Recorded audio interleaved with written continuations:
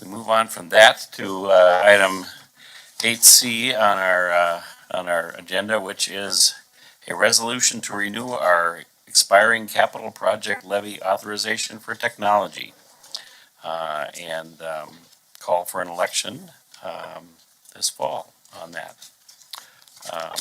So I'll turn it over to you, Dr. Flesher, to introduce that topic. Thank you, Mr. Chair. I welcome Dr. Ruland and Mr. Westrom back to the board table for presentation regarding the technology levy and the next agenda item of calling for an election. I would like to make a few remarks of introduction of our team. Mr. Jim Westrom, as Executive Director of Business, has worked for over 30 years in school finance and is considered a national expert. And Dr. Aaron Ruland, Executive Director of Learning and Accountability, is deeply knowledgeable regarding high-performing schools and what students need in college and career readiness.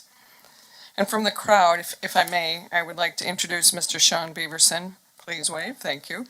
Orono's newest and new technology coordinator, hired recently from Medina Public Schools.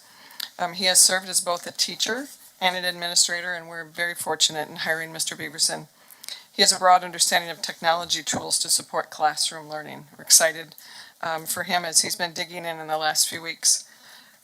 And for the presentation, as I started in the superintendent position in the last summer, one critical goal was to examine technology and what is needed in Orono schools and what is the direction for the technology levy. We have spent this year studying and looking at our next steps, and we know our tech levy is critically intertwined with the daily learning for every child in Orono schools. And we know that we have needs that have exceeded our current technology allocation, and that our staff, as you see tonight, have done an incredible job of managing resources and providing highly engaged student learning.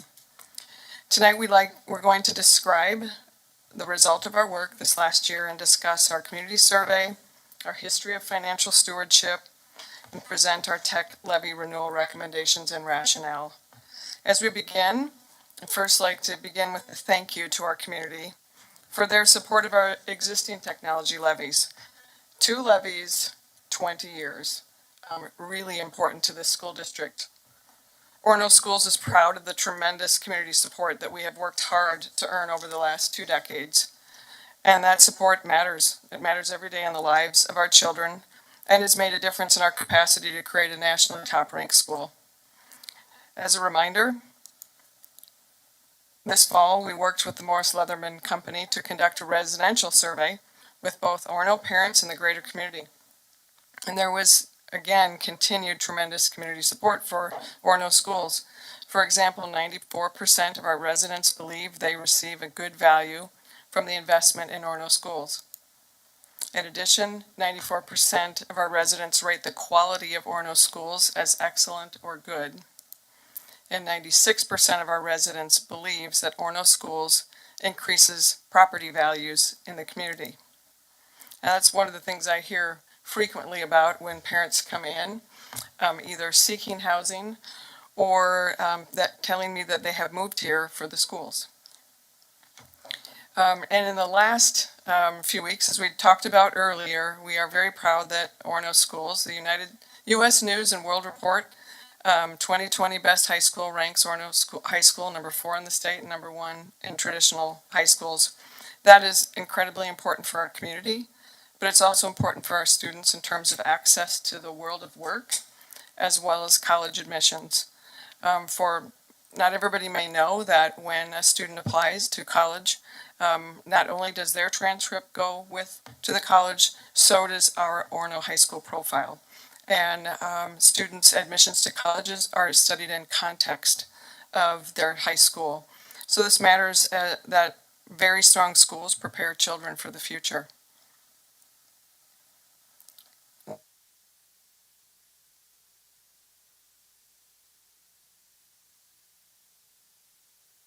A little bit of strong history of financial management in the district. Thank you, Dr. Flesher and members of the board. It's my pleasure this evening to talk and give board members in the community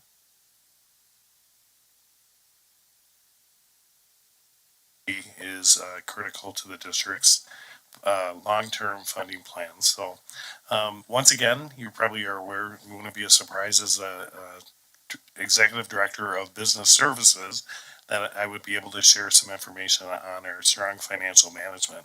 You probably recall that last fall, Dr. Fletcher and myself were able to meet with people, representatives from Moody's Investor Services, and they actually affirmed our AA2 rating, which is one of the top ratings that a school district can get, and it's in the top 2% of Minnesota school districts. So there's only a handful of other districts that rate higher than the Orono School District, and part of that has to do with our strong, prudent fiscal management and a strong tax base as well.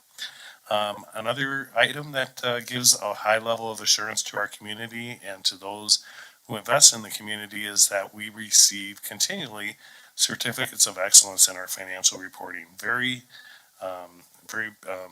transparent in sharing information and very comprehensive. So if you were to look on our website, we have a comprehensive annual financial report that has historical data for the last 10 years and also really demonstrates the prudent fiscal management. Also, we, on an annual basis, are required to get an independent audit from a CPA firm. And for at least the last 30 years, that's as far back as I was able to look, I know that we've had a unqualified opinion, which is a clean opinion, with very few remarks on any items that can be improved. And that's partly because the school district does engage a committee of the board made up of finance and facility experts.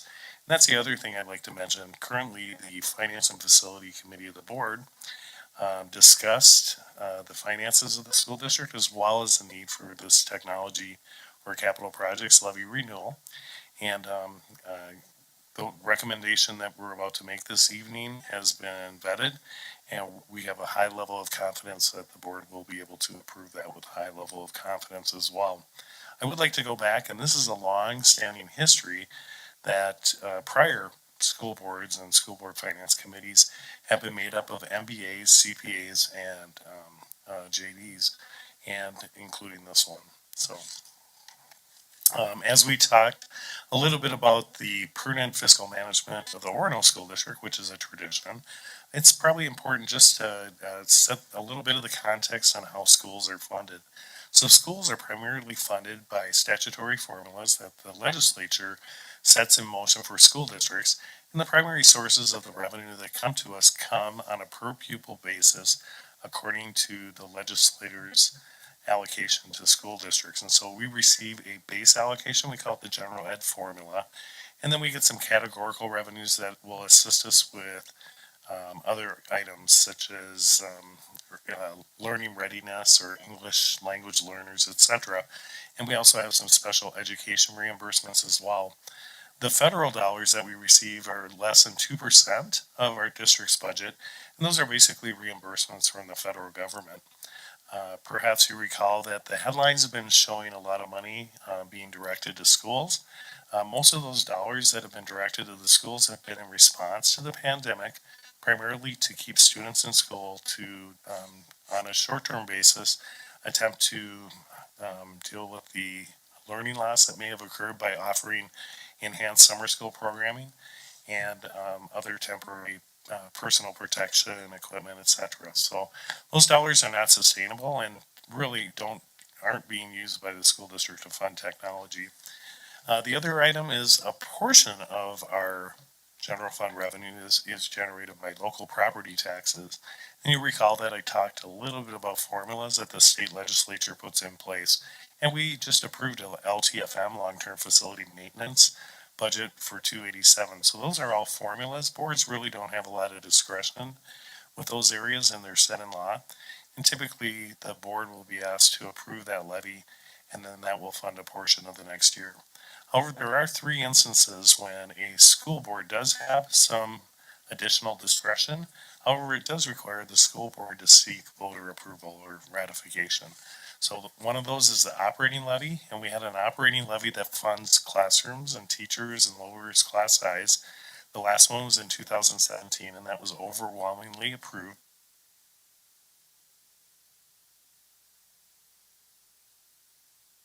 And once again, we're not asking for bond funding right now, but we also have a capital projects levy, and this levy can be used for the sole purpose of financing technology. And we'll get into more detail on the specifics of the technology levy, but it does require voter district would need to go out to its community and seek additional approval. And in some cases, school districts may seek additional authority. In other words, they may have determined that they would like to increase the amount that's being asked to be renewed. In this case, and you'll hear us mention this a few times, we are simply seeking to renew the existing technology levy authority that was approved 10 years ago. So Minnesota, once again, doesn't really dedicate any resources towards technology. Primarily, their resources are dedicated for classroom teachers and basically a adequate level of education. And so often school districts will go to their voters and ask for additional support. And as Dr. Fletcher had indicated with the thank you at the beginning of the presentation, the Orono School District community has had a long history of providing that additional support. In this slide, you'll notice that some of our neighboring districts directly adjacent also have gone to their voters and asked for that additional approval. So I won't go into a lot of detail here, but you can see it's quite common. And the Orono School District actually in comparison is asking for an amount that was the similar amount that was approved for in 2011 and originally in 2002. So we're not asking for an increase. Basically, we're asking for the same amount and tax capacity that was asked for back in those early days when this funding originally became eligible for school districts to utilize, and of course the board engaged community at that point as well. So the support of the community just means so much for providing a adequate, sustainable revenue source. And so in 2002, as I mentioned before, it was initially proposed to the community, and the community accepted it and approved it. And then once again, it was reapproved in 2011 with a high level of acceptance and support. And so we're seeking, or we're making a recommendation that in 2022, we go back to the voters and ask them to reapprove the existing amount. So I'll just reemphasize that this tech levy renewal is for the same amount. So there'll be no tax increase for residents from the prior year. It basically means that we will continue this long-standing tradition for another 10 years. So we're simply seeking to extend what we've already had approved and in place for the last 20 years. And a yes vote would once again continue this for the next 10 years. So at this point, I'd like to ask Aaron or Dr. Rulin to talk a little bit about how this technology is used in our schools. Thank you, Mr. Westrom.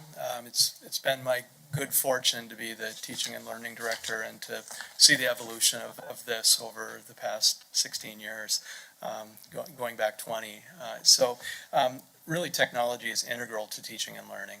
We could not do teaching and learning in the way we do it now without our technology support. It's just crucial to provide the foundation for students and teachers to engage in the excellence in learning that we are used to.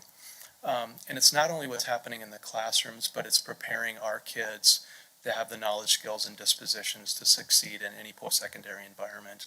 We've talked to and heard that from our graduates routinely. So I'm going to talk tonight about three primary areas that our team has talked about that this technology levy is crucial in supporting. It's imperative that we provide a predictable and dedicated funding stream for these areas, and the technology levy has served in that capacity for 20 years now. So the first area is the most important area, and that's the classroom learning and support that the technology levy provides.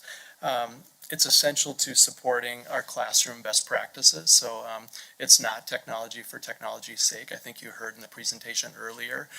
It's about high levels of learning and about engagement and about content standards. And you saw how technology and coding and some of those more specific applications positively impact that. So in the area of classroom learning and support, think about things like educational software, classroom technology. It's the backbone that provides authentic and engaging lessons for students. We are very thoughtful and strategic about how we implement technology. We want tools that are natural and fit with the activity and also prepare our kids for post-secondary experiences in those content areas. The technology levy provides dedicated funding for hardware and software. We align all of that with best practices. We have the highest standards in teaching and learning, and these resources are just integral to that. It also includes teacher training and support, so you heard the role of Bailey. Additionally, we do additional teacher training. We train all staff in the functions of their work. A range of activities from how to communicate with students and families. So you heard one example of that. We have platforms that also aid in that are funded through this levy. Thinking about feedback to students and how effective technology can be in providing feedback to students and to families. And then also curricular resources. We're building structures and a backbone where our curricular resources, our content resources are really built on a technology platform. The next area in the predicted and dedicated funding stream is reliable access. And the technology levy provides reliability and effectiveness to assure that classroom, school, and district technologies are working in concert to meet that end. So in the area of reliable access, it's our teaching and learning practices kind of rest on these district operations, on the infrastructure, things like our network, the wireless intranet, programs like Schoology and Seesaw, computers and other hardware that teachers and students use, as well as the hardware in the classrooms. These systems have to be reliable. If they're not, we can't do our daily operations and we can't do teaching and learning in the way that we've planned it. The past 2 years has really stretched these systems. I think everybody's done an amazing job of navigating this, but our technology is tired, and we have replacement cycles, and we have aging infrastructure that needs to be replaced and upgraded in the cycles that we've had for 20 years that have been funded through this technology levy. The final area is an area that's an area of new need and growth, and that's security and technical support. So technology provides funding for our campus security as well as our online security. We certainly have been working on the physical campus security for a long time, and we've had renewed work in the area of online security, and that's an area that many school districts are grappling with right now. So new needs in that area, certainly. So the renewal provides essential funding for cybersecurity, campus security, and our technology support staff. When you think about the infrastructure and the resources I talked about a moment ago, safety and security, our physical campus security, and our internet security rests on those same resources, whether it's cameras or our visitor management systems or the access points to the buildings. That's all technology oriented. And the final piece in this portion of the areas that we spend resources from the tech levy on is our tech staff. So they're incredible. They're our IT department, and they provide support to our entire campus and to parents and students off campus and whenever they need it. We're fortunate to have this incredible team, and we couldn't achieve excellence without them. And then finally, I would just close my piece by saying we know that the most important variable in student learning is excellence in teaching. We know it's about teachers doing great things with students, implementing best practice. we're strategic and thoughtful about that. And we know that part of that strategic and thoughtful approach is the implementation of technology in the classroom. This technology level is imperative to continue supporting teachers and students in those endeavors and to pursue excellence in teaching in all that we do. So with that, I'll turn it back to Mr. Westrom. Yes. Thank you, Dr. Berlin. And so now I'd like to talk, just to give board members a little flavor of the procedures that need to be followed and some of the regulatory items that need to occur as well. So once again, board members, I'm sure you're more than aware that you began planning the budgeting process for next school year last December. So we always need to be far out as we consider moving ahead. And so we're funded for technology for the next year. So next September through June, we have already set that technology budget in place, and the board approved it just a couple of months ago. But now we're looking to continue that for the 22-23 school year. Nope, 23-24 school year. Sorry, sometimes I'm in 3 years at one time. So, and that requires us to seek the voter approval this fall in November. So this is the ballot language that's before you, and unfortunately I can't read it because it's a little far away, but basically what it does is it talks a little bit about the authority that needs to be approved by the voters. And so the voters will be asked to approve a tax rate that is levied against the entire tax base of the community. And then the amount that will be generated is just a little bit over 1.2 million in the first year, and it's 100% dedicated for technology. Just a reminder that our facility and finance committee, as well as the whole board, did talk about the fact that we do use some general fund resources and other resources because our total technology costs that are incurred are closer to about 1.8 million. But once again, we're not seeking to receive voter approval for 1.8 million. We're continuing to look at the current amount that was approved in 2012 and originally, or 2011 and 2002. So the revenue that's going to be raised by this, I appreciate what Dr. Rulin shared kind of in layman's terms, and then we actually have to legally provide a list of what we're going to spend it on. So I'll just read this quick. It will be to continue funding the acquisition, replacement, maintenance, and support of instructional technology and software, devices, equipment, network security, operational infrastructure, and technology support personnel. So you can imagine we've got almost 3,000 students and we've got several hundred staff. So just imagine how you use technology in your own home or when you're out in the community. So it is quite a big endeavor, and we will be able to continue doing what we've been doing thus far for the last 20 years. I would like to point out, you'll notice some language highlighted in yellow.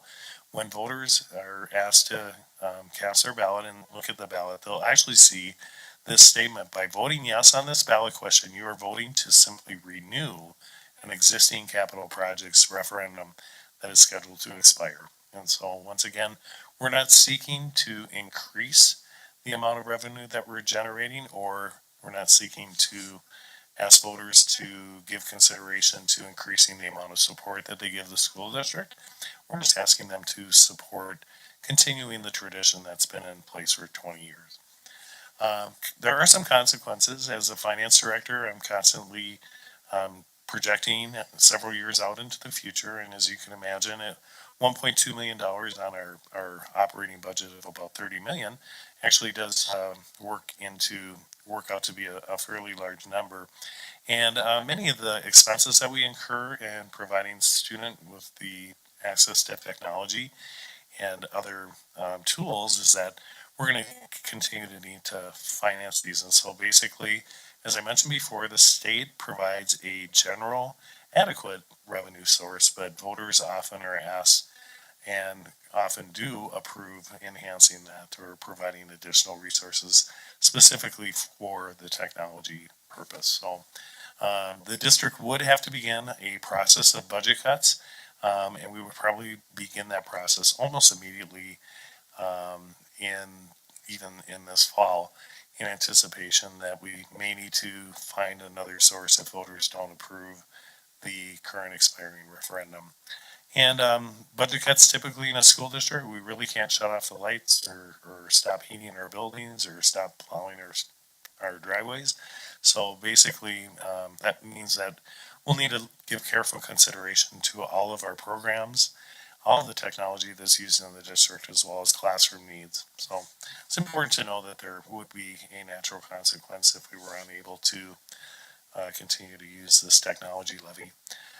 However, once again, as Dr. Fletcher had indicated and the board had heard last fall, 89% of our community believes that technology is absolutely essential or very important.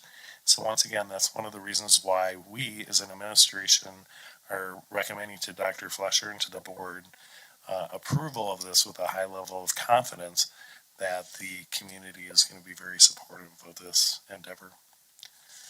So once again, talking more about procedures, I would encourage the community, and we'll begin to communicate with the community to become aware that the election day is on November 8th, 2022. That is a general election, so it will be at your normal precinct, which is typically in the cities. Early voting begins on September 23rd of 2022, and so it's very important that our community be aware that we are seeking a high level of turnout to determine if the technology levy will be renewed. So in summary, we are recommending a tech levy renewal, and it's a renewal only. There will not be a tax increase from the prior year for our taxpayers, so we're not asking them to increase the amount of support that they provide to the Orono School District to maintain the level of excellence that we've been doing for almost 2 decades. Then funds will be directed only to classroom learning and teacher training and providing reliable access for our students and for our staff, and then also strengthening the cybersecurity and campus security that has become so important to give careful consideration to. And the election is in November of 2022. So with that, I will ask Dr. Fletcher if she has any other remarks, and then we'll be able to. Well, thank you field for any that questions. excellent presentation. You really laid it out well, and it just can't be overemphasized the the importance of getting this passed. I mean, I think you maybe even underemphasized the painful cuts that we'd have to do to balance the budget if we do not pass this. So it's critical, and thank you for all the work that's gone into this, and lots of work yet to go as we get these messages out to the voters. Other questions, comments from the group? I think it bears mentioning that we have tried to increase this in the past and haven't been very successful. And I appreciate the creativity which you're able to know that we are overspending that budget, but we are going to ask for less because we are trying to be responsive to the community. So thank you for your creativity in making that work within the budget we have, and hopefully we'll get the support for that. Mr. Chair, I think it's also important, as Mr. Westrom and Dr. Rulin pointed out, this levy is expiring. This means that if in fact you don't vote yes this November, these cuts are real. These are going to happen. Our school is ranked #1 of all public schools in the state, and this means this is a real problem. So I'm so serious about this. I just feel this would just cut our school, and this is just people need to carefully consider their vote on this. So thank you.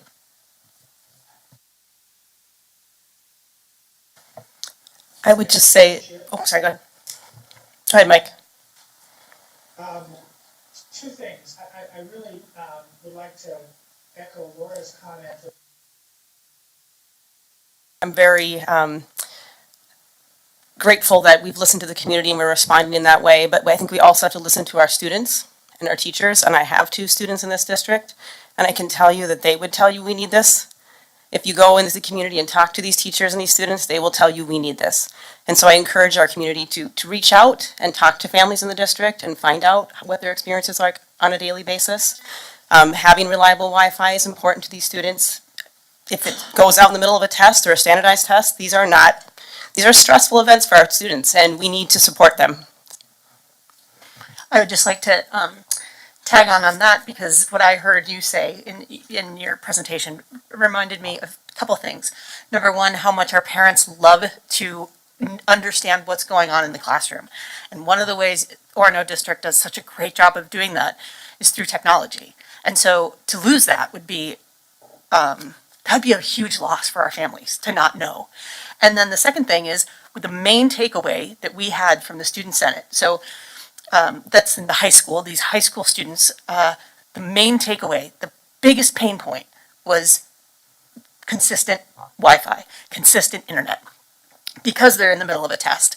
And it might be in the middle of a standardized test statewide, and that just completely messes everybody up, the schedule and everything. And so Allie's exactly right.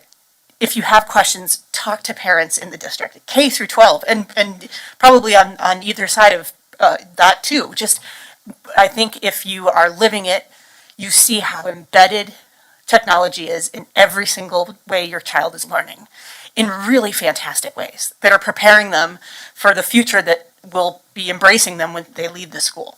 So I echo Martha's sentiment. I really hope that the community supports us. Thank you. Other comments, questions? I think you understand our full-throated support for this, and again, thank you for a very very good presentation. And again, it's been mentioned a couple times here, but those messages need to get out to the to our public, because we cannot fail at this. So thank you so much. With that, I would any more comments? If not, I would entertain a motion to approve a resolution to renew our capital projects levy authorization. So moved. Is there a second? Second. Any further discussion?